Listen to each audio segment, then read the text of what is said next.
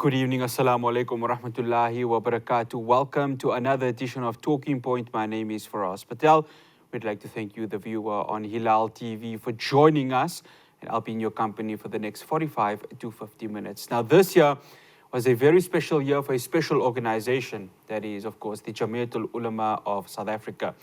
They are celebrating 100 years in existence, and the organization has gone and seen through many periods, of course, the end of colonialism, the rise of apartheid and the end of apartheid, and of course the entrance into what is now a democratic South Africa.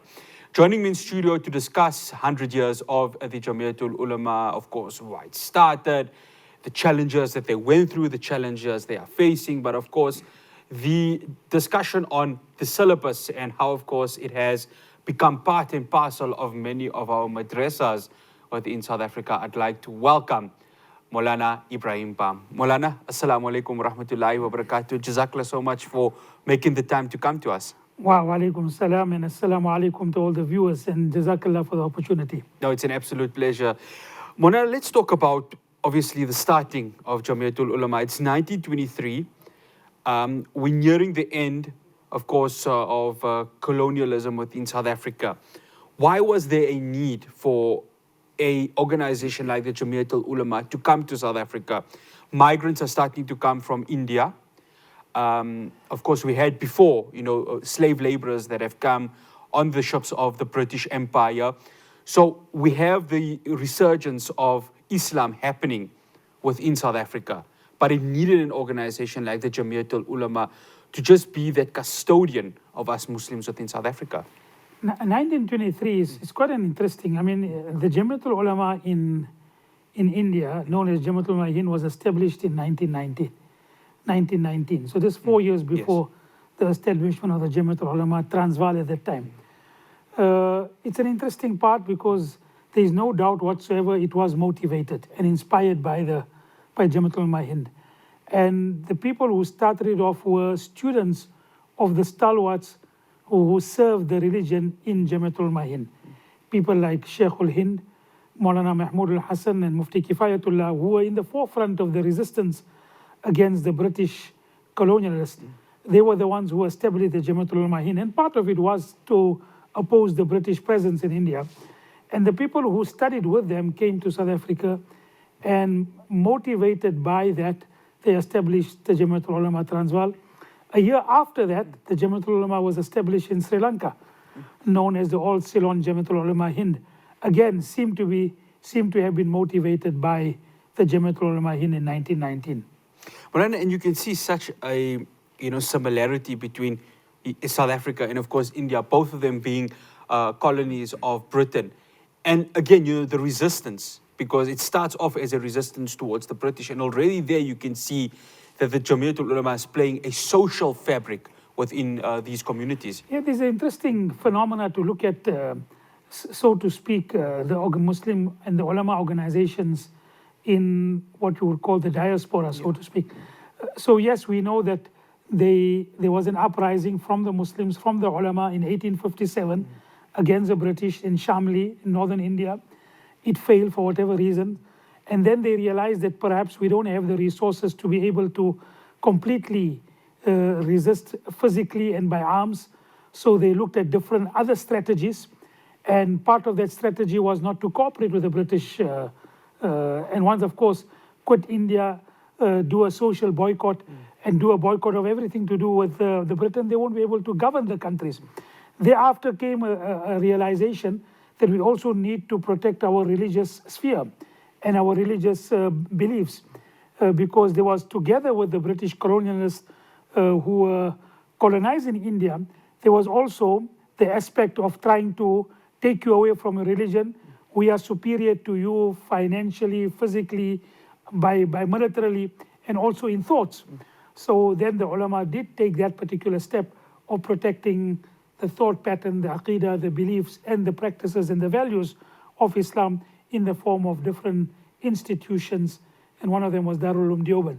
So that particular aspect of Jamiatul Ulama also came to play that role of a glue of the social and religious fabric of the society. Moulana, during that time, of course, when you have the entrance of the apartheid government just after World War II, talk to us about whether there was a real suppression of religion. I ask that because obviously Jamiatul Ulama, and you would see so many Muslim activists or anti-apartheid stalwarts, of course, challenging the apartheid government. But were the Jamiatul Ulama still able to allow the practicing of Islam and bringing people and doing the dawah work? Well, you see, when you start off, let me just speak about some of the people who were in the forefront. There were people like Moulana Waliullah, who was the first president of the Jamiat. Very interestingly, in 100 years, we had 5 presidents. That says a lot with regard to the stability of the organization. And then there was a certain degree of lull in the late 20s. And then in the 30s, you had people like Moulana Muhammad Mia. Now, from what we read, Moulana Muhammad Mia was a real visionary. Someone who understood the challenges of the time. He established that time what we know as Mia's Farm, the Waterfall Islamic Institute. And he was very, very passionate about different types of knowledge. He used to go to the most progressive type of institutions, the schools, from private schools, learn and try to bring it into the Waterfall Islamic Institute. People still know very well about the discipline that he created, also know about the sporting talent that was in Waterfall Islamic Institute in his time. So he was a very great visionary. He was an alim. He was the president of the Jamiat. He was also at the Waterfall Islamic Institute. So yes, he played a very prominent role in trying to galvanize the Muslims into a collective force. Then, of course, in the late 1940s came the apartheid regime, and they established the Group Areas Act. And the Jamiat played a role. I mean, see, one of the things that, and it's very difficult to judge people according to what was circumstances at that time. By and large, Jamiat did stay apolitical. They stayed away from politics. But when it impacted upon religion, they took a stance. So one of the stances they took was to protect the sanctity of the mosques in the Group Areas Act. So in a landmark case, they went to the court and established the sanctity of a mosque. So what you would find very amazing is that Muslim communities were forcibly removed from areas, whether it be Fitas, whether it be District 6, and whether it be other places, but there was not one mosque that was touched. So there was a certain degree of upholding the sanctity of a mosque, and that was done by the Jamiat. So yes, they remained apolitical, which was sometimes a criticism leveled against the Jamiat, but yet at the same time, whenever it did impact upon religion, they did play a role. And I want to touch on that in the next segment, Moulana, during the role that the Jamiatul Ulama played during the apartheid time. Moulana, obviously the history starts within the Transvaal province that was at that time, but it doesn't stay in the Transvaal province. It starts going and moving outside of that, especially in KwaZulu-Natal. My question is, why the Transvaal province? Was it just because of the migrant shift that happened from KwaZulu-Natal to Transvaal? And of course, the ulama at that time said, here's the starting roots of Jamiatul Ulama. If you know of the South Africa of old, people were not encouraged, and they were discouraged from moving beyond the areas. That's why you had the Group Areas Act, where people were only allowed to practice religion. You could not go in the township and set up a mosque. You had to be under your own particular ethnic group as Indians, Coloreds, blacks, whites, living in different areas. And then by and large, most of the activities were focused internally. So you had 3 ulama bodies at that time. There was quite a bit of cooperation between those ulama bodies, but basically because of the circumstances at that time, they remained focused towards their own areas. So Jamiatul Ulama Transvaal, Jamiatul Ulama KwaZulu-Natal, and Muslim Judicial Council. And there are many areas of cooperation that followed in the later years. After the break, I continue my conversation with Moulana Ebrahim Bham. We're going to be discussing the Jamiat's role in terms of the sanctity, the preservation of masjids during the apartheid time, especially when the Group Areas Act kicked in. And we're going to specifically focusing on an area here in Gauteng, what was then the Transvaal, and of course, what happened in the area of Fitas. Do stay tuned to Talking Point.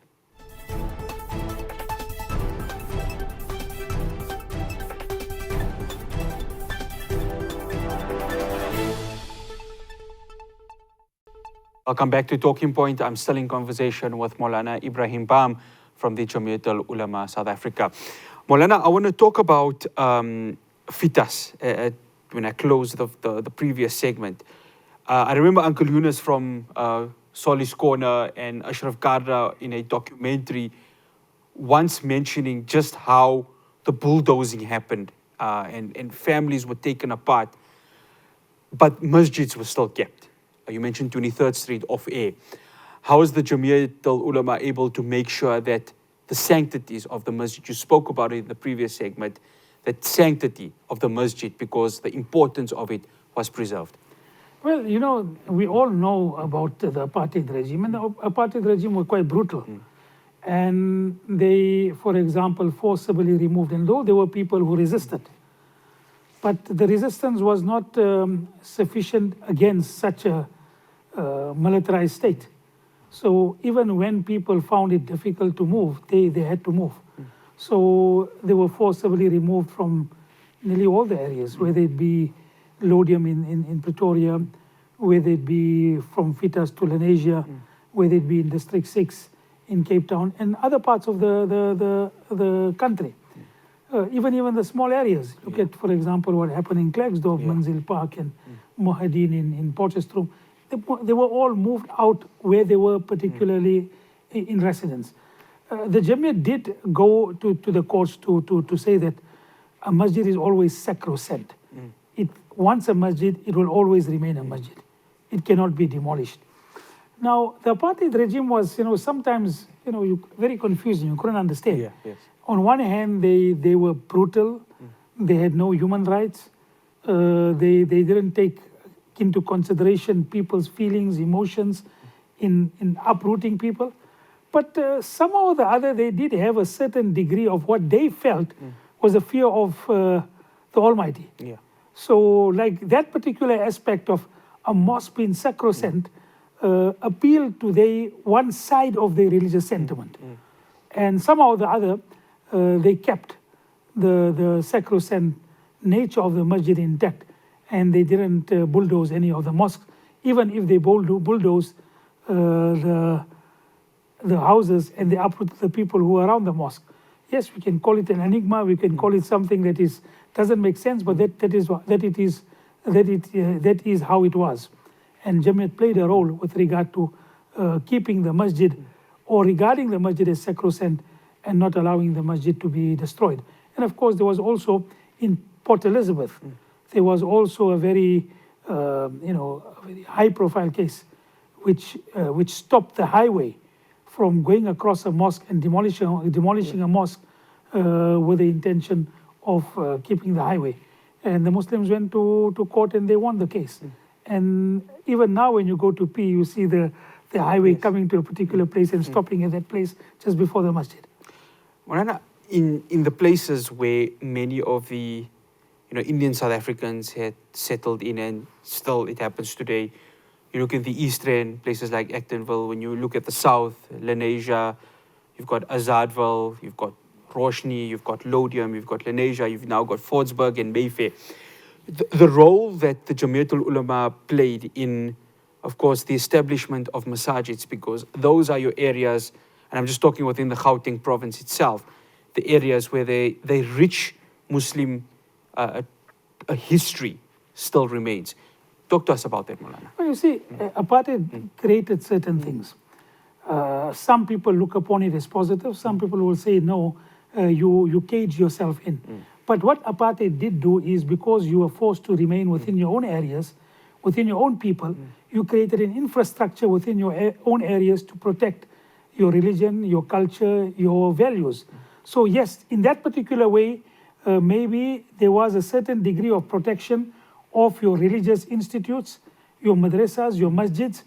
On the other hand, people will say that it goes against the nature of Islam, that you're not only supposed to be within your own self, you're also supposed to progress.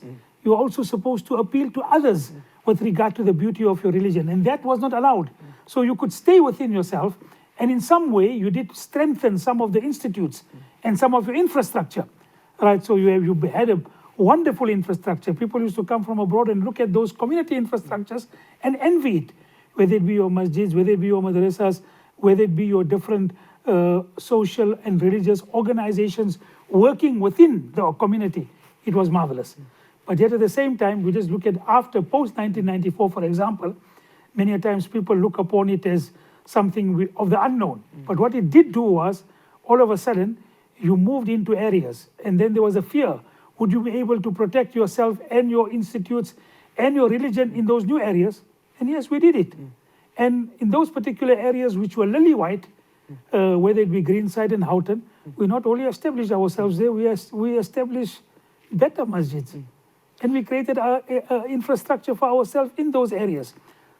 Moulana, and that's where I want to come to next, because Houghton and Greenside were normally known as mostly dominated by European South Africans. It goes across so many other places. How was that able to happen? Not only in South Africa, can you see that actually happening? But that speaks, of course, of the beauty of our democracy, despite the challenges that with the right intention and, of course, the will of Allah subhanahu wa ta'ala, it is able to happen. Well, there's South Africa, the new South Africa is again one of the things that it's, on one hand, you have freedom of religion, which you don't have in many other parts of the world, especially when you look at Islamophobia in Europe and other parts of the world. You don't have that degree of Islamophobia here. Not that we should be complacent about it. We should take into account that there could be movements that could instill that particular type of Islamophobia in time to come. But yet at the moment, we don't have it. On the other hand, we all know about the degeneration in terms of infrastructure, in terms of governance, in terms of crime. It is something that we hope we need to put our shoulder to the wheel. Jamiat always believes in that. Jamiat will always tell people at the time of elections, go and register, go and take part in elections, go and play your role, put your shoulder to the wheel. It's not fair for you to take from this particular country and not give back to the country. And we have to make and put our shoulder to the wheel to the best of our ability. To me, one of the great challenges that is out there for Muslims is that in an arena where there is so much of corruption, where there is so much of dishonesty, and there is no integrity, we have an opportunity to go and show that things can be done with honesty, can be done with integrity. To go into those reminds you of that Yusuf alayhi salatu wasalam who said, Ij'alni ala khazain al-ard. The Quran makes mention, make me in charge of the treasury. So we have, in a time when people feel that the only way of doing things is corruption, maybe in the private, in the public sector, we can go and show people that no, you can do things with honesty and integrity. Well, I want to take you back to 1994, because you were mentioning off air just the role that Jamiatul Ulama played. I know you guys said that you were apolitical, the organization was apolitical, but getting people to vote, because in 1994 there's a lot of excitement, but also at the same time there's a lot of mixed emotions as to where South Africa was headed. How did the Jamiatul Ulama at the time convince especially Muslim voters that 1994 was such an important time, and the difference that us as Muslims could have made in that community? There was no doubt 1994, there was a certain degree of euphoria, there was idealism. Sadly, there was idealism has been many a times crushed by the incompetence of the government. And really it's sad, because really in 1994, people looked upon South Africa with great degree of idealism. We look forward to the people who have come at the helm of affairs, because they've gone through a struggle, they would be able to do things for the benefit of the country. They won't fill their pockets. They will look at the poor. They will go according to the Freedom Charter. Well, we all know what has happened. But that was the first time in 1994 that Jamiat entered into the political sphere. So we went into CODESA. We gave a memorandum, which is on record, of the religious rights. And what do we feel that how South Africa must be governed in the future. We met with political parties across the spectrum. We told the Muslims to vote. And what was good is it's not something that was new that we had to do. We had to just translate some of our ulama and scholars who have written books on the importance of voting and what voting means. So, for example, there is the Islamic view with regard to voting, a booklet that the Jamiatul Ulama had taken out at the time of the 1994 elections, which was mostly from the writings of the Grand Mufti of Pakistan, Mufti Shafi Sahib Rahmatullah Ali, the father of Mufti Taqi and Mufti Rafi Osmani, who spoke about the three different dimensions of voting and why Muslims, if they vote, how they should be voting and what should be the considerations in voting. After the break, I continue my conversation with Moulana Ebrahim Bham. We're going to be talking about Jamiatul Ulama, South Africa, and its role in the global politics. We're going to be specifically focusing on Palestine and, of course, what had happened in Bosnia during the 1990s. Do stay tuned to Talking Point.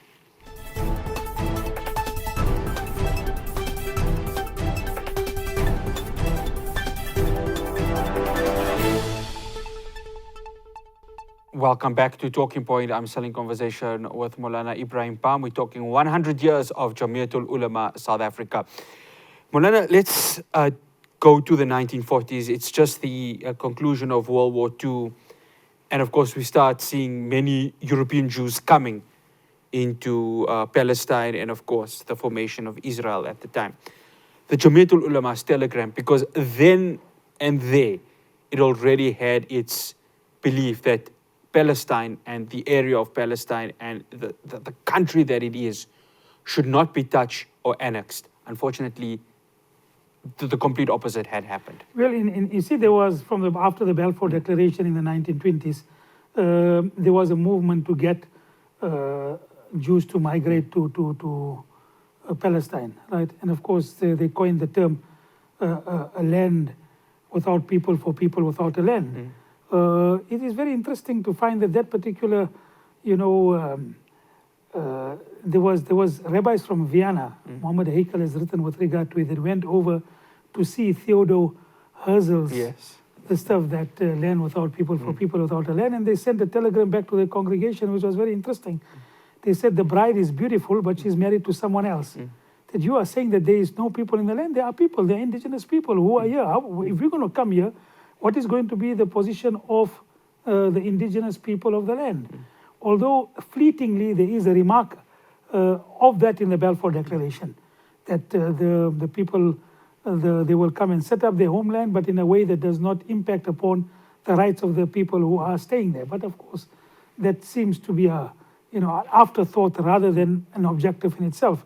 So when the migration started of European Jews, the Jamiatul Ulama in the late 30s wrote a telegram to the League of Nations. At the time, the means of communication was telegram, and to the leaders of the Muslim world, to say that we look at with great alarm and great concern about the migration of European Jews into Palestine at the expense of the indigenous people. And it could come to a situation where they would be prejudiced. And that's exactly what happened.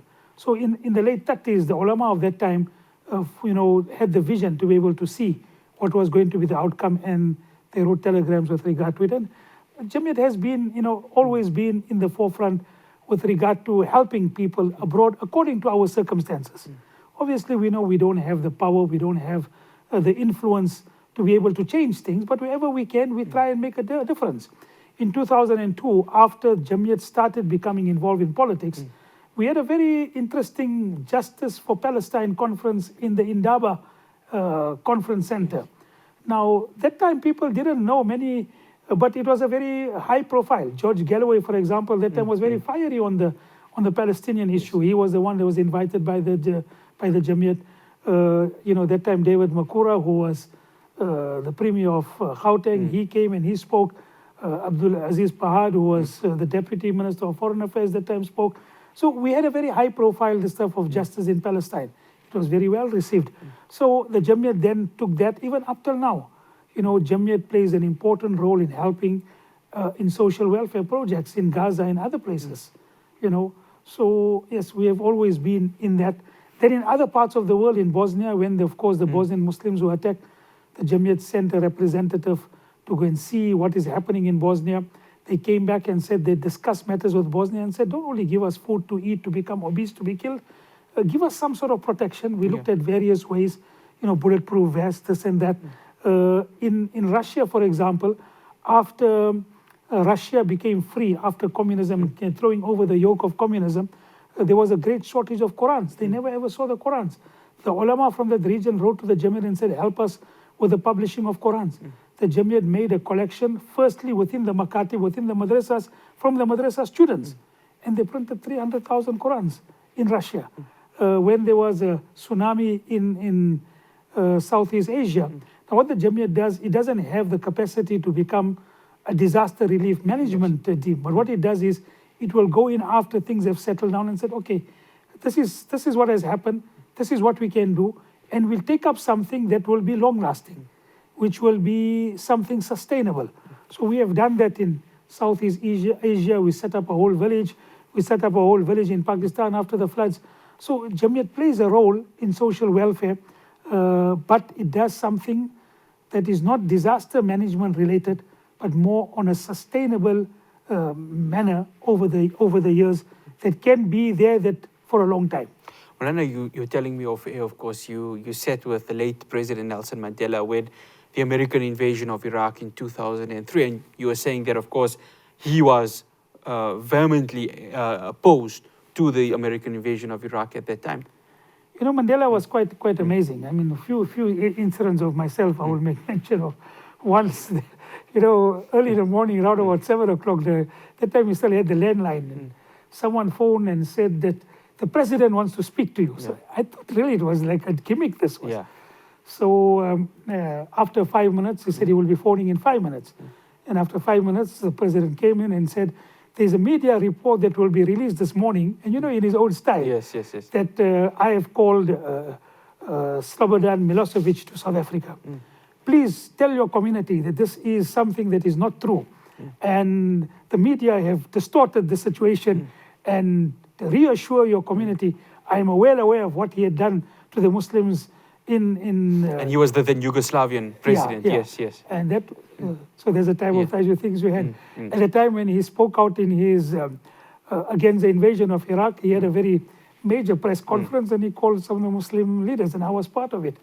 And it's a very famous thing that he spoke very, very, you know, against American invasion. And as he walked out, some of his aides said that, you know, take it easy. He said, don't tell me to take it easy when there is injustice in the world. And we were part of that. We saw it. And once again, after that, we went again to present certain gifts on behalf of the Muslim community to thank him for his role in South Africa when I went with Ahmad Katrada and a few others at his house in Houghton. So yes, we did interact with him. He also came to speak at after the passing away of Maulvi Kachalia. Maulvi Kachalia is also related to me in some way because his son is married to my aunt. And he came to speak. And that time we were together, we sat on the same table. And very interestingly, I'll just give you a small anecdote. I suppose people were still very passionate about things. So there was the singing of the national anthem, but the national anthem only sang the first portion of the anthem. Right? So no right. And he got up and said, that is not our anthem. Please render the entire anthem. So yes, that was some of the incidents that we had with Nelson Mandela. Moulana, I want to talk about September 11th from an education perspective, because we have, of course, what had happened in the USA, and many Muslims in South Africa, and I personally experienced it going to a Model C white school where you have many of your white compatriots looking at you now very differently to what they were pre-September 11th. How important was education from a Jamiat's perspective to tell the people that we are Muslims and we are a peace-loving ummah? Well, you see, the thing is now we all know about 9/11 in the sense that there are so many different theories that are floating about it. There's a lot of even casting aspersions upon the official version. I don't want to go into that, but of course there was a perception that Muslims were behind it. And sometimes people's perceptions are their reality, even if we know that there are different now narratives with regard to it. And that time we had to deal with it, and the whole Muslim world had to deal with it. And at that time the Jamiat took a stance that no, we don't believe in taking law into your own hands and going to bomb or do acts of terrorism. I'm not saying now that they were the ones that had done it. All I'm saying is that that was a perception, and you had to deal with the perception.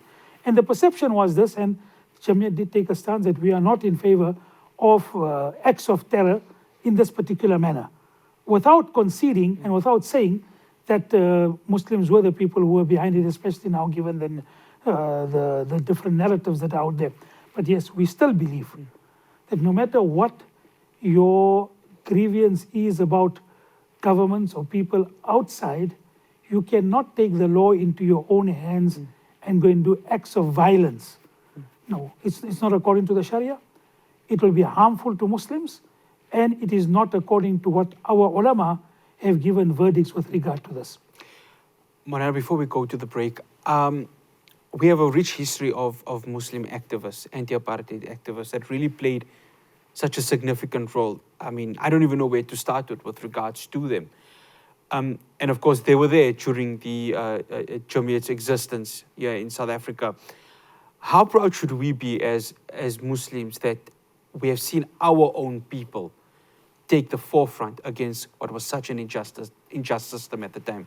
You see, there is one aspect, I always tell people that when you speak about the history of an organization is 100 years. 100 years is a long period of time. Yeah. It's not even one generation, it might be 2 or 3 generations.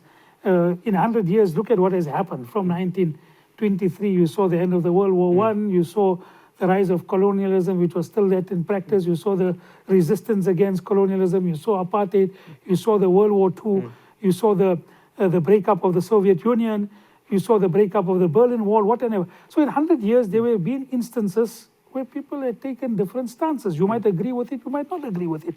The reality is that there was certain degree of tension between the political activists and Jamiat. The political activists felt that Jamiat should have done more, whereas Jamiat felt we are a religious organization, we don't want to get involved in politics. But yes, that was a situation. But I think as a community, yes, we need to be proud with regard to the fact that there were people in our community that based on the Islamic principles of justice, they had fought against apartheid. And that is not only with regard to political activists. If you recently, the Jamiat at the time of its centenary had had translated the autobiography of the great freedom fighter Moulana Hussein Ahmad Madani. Yes. Now, Moulana Hussein Ahmad Madani was someone who was teaching Bukhari in Darul Uloom Deoband. But he was also a political activist and a freedom fighter who fought against the British. He went 3 times to jail. He was imprisoned in Malta for 2.5 years. And he fought against British imperialism. And one of the amazing things in his autobiography, he writes, he said, we as Muslims in India must rise up against British imperialism because India was the jewel in the crown of the British Empire.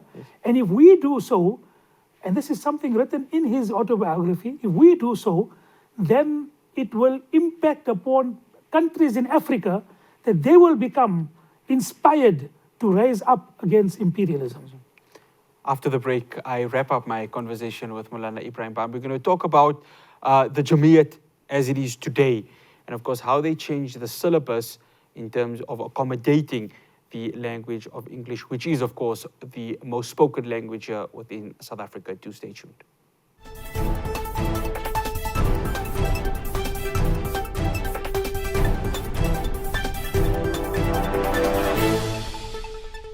Welcome back to Talking Point. This is the final segment of my conversation with Moulana Ebrahim Bham.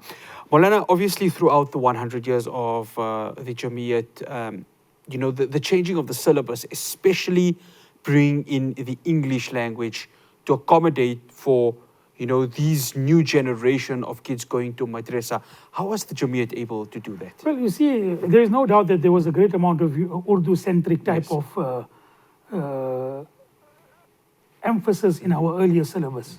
We did the Beshti Zewar, which is a book of fiqh in Urdu language. And many times people, maybe you might have some sort of recollection with regard to it. We taught fiqh through the means of Urdu.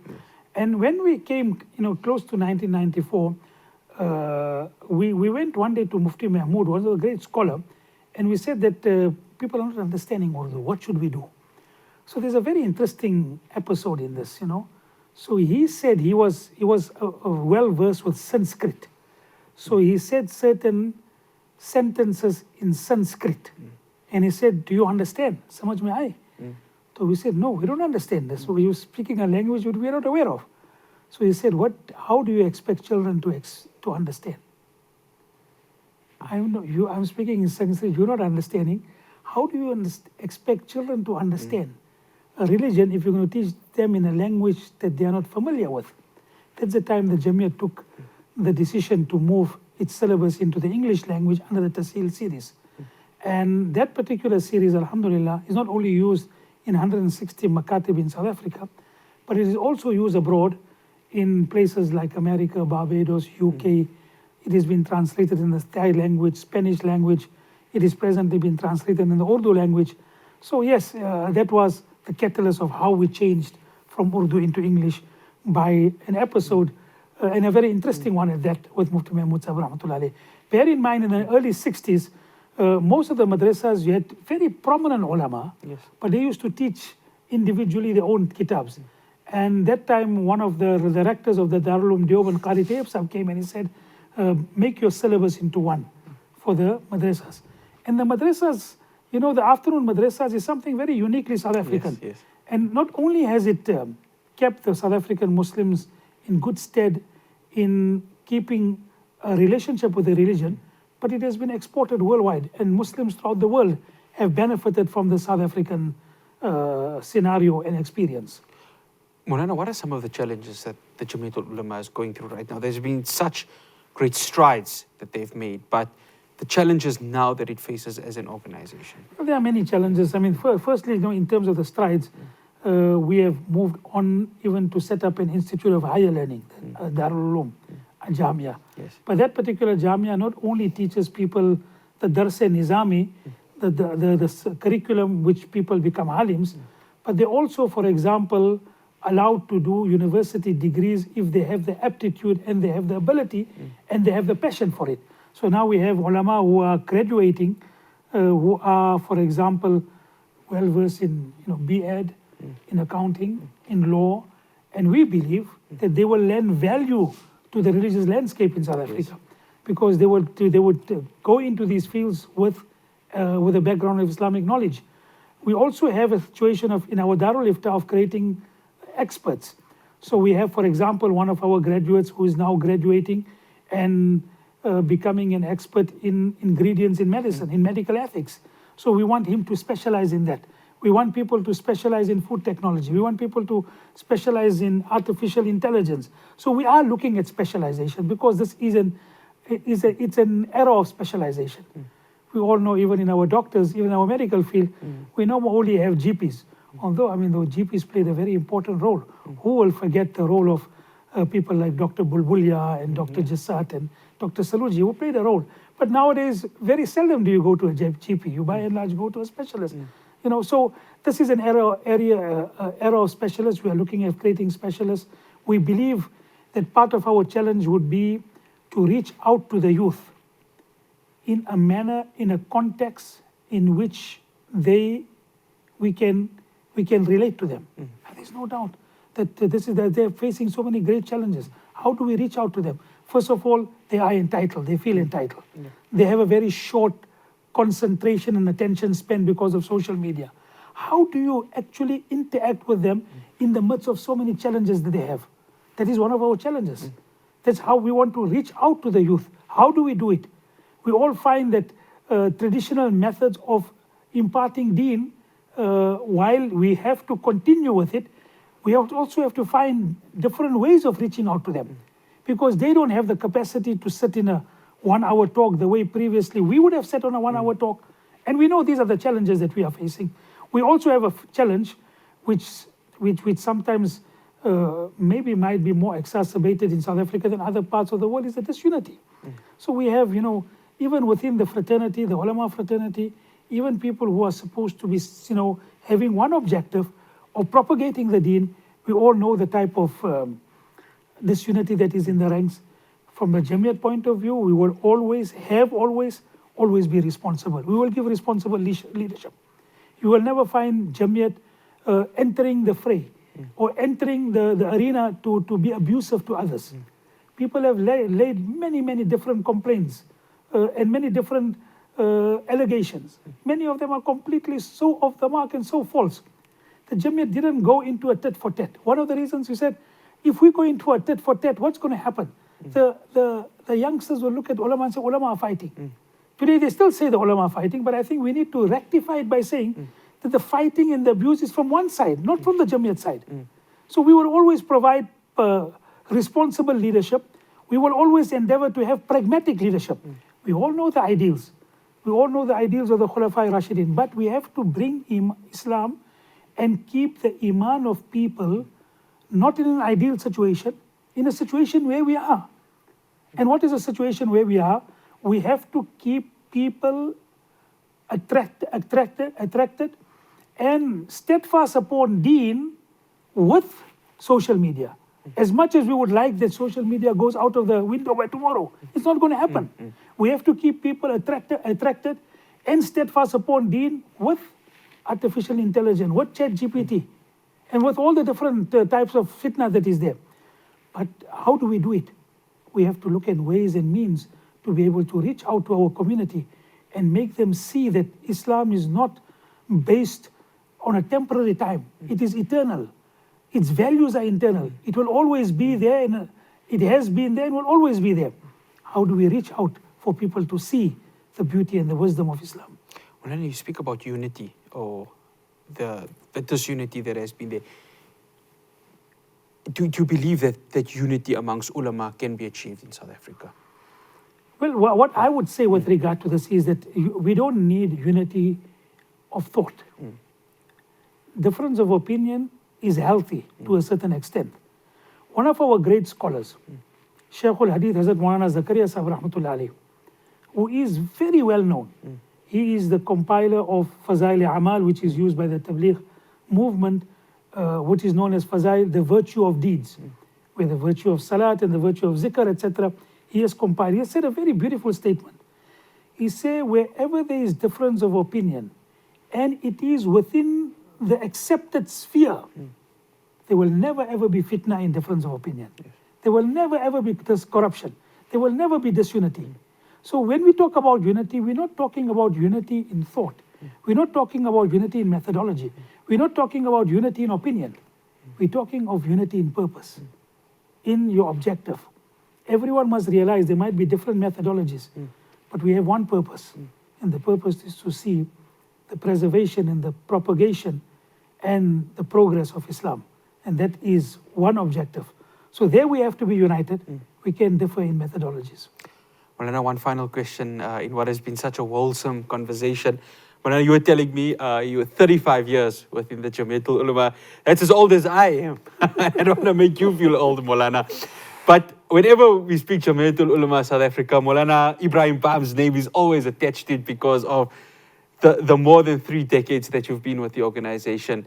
And inshallah, we make dua that Allah subhanahu wa ta'ala keeps you going Inshallah, within Jamiatul Ulama South Africa. But if you can take, what would be your personal highlight of being part of this organization? Just to close it off fast. There's so many different situations, and I don't know what to make out. I mean, Jamiat has been in the forefront of so many different things. One of the things, in fact, I was speaking to a group of students just a week or so back, and I was telling them that create a passion for what you do. When you create a passion for what you do, then you will never work for the rest of your life. Yes. I said, I look forward to going to the Jamiat office every morning. It's something that I look forward. Many instances, I mean, one of the highlights perhaps would be that when we went to court to interdict a newspaper from printing the caricatures. And Judge Muhammad Jajbai was at the time ruling, and he interdicted the newspaper from printing the caricature. And it is something very, I feel very, and I hope maybe Allah Ta'ala grant him Jannah because of that. Inshallah, Ameen. So there were these type of instances. There was a time when we took a stance against the Qadiani movement, that there were those who believe, and alhamdulillah, we gained certain degree of success in that.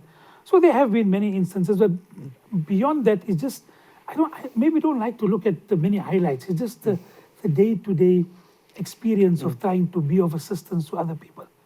I think that is a joy of working in the Jamiat. Moulana, we'd like to say Jazakallah to you so much for making the time, for visiting us here at Hilaal TV. May Allah subhanahu wa ta'ala grant you strength and good health to continue the fantastic work that you are doing, and just parting so much of knowledge to us, the Ummah here in South Africa. Jazakallah so much for the opportunity. No, it's always a pleasure. Assalamu alaikum wa Waalaikum salam rahmatullahi wa wa rahmatullahi barakatuh. Well, that's all we have for you here on Talking Point. From myself, Faraz Patel, and the rest of the team, we will see you again, same time, same place next week. Assalamu alaikum wa rahmatullahi wa barakatuh.